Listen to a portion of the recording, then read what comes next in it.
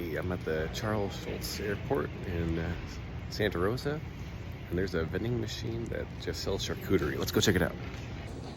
Yeah, so once you get checked through security, you come into this big waiting room area, and the charcuterie board machine, well, it's just a machine that sells charcuterie.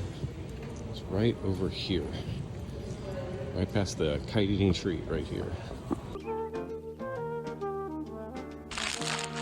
You stupid tree! If you don't stop biting my kite, I'll bite you!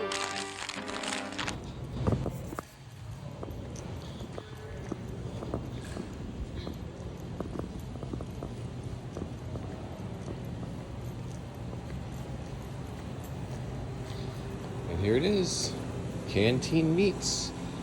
All they sell is charcuterie.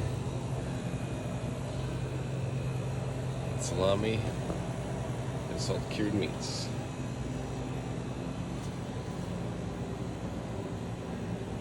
So how much do they cost? Like this one, number 32. It's $19 for that. What about that one? $42. Oh, the meaning of life. That one's $17. Incredible.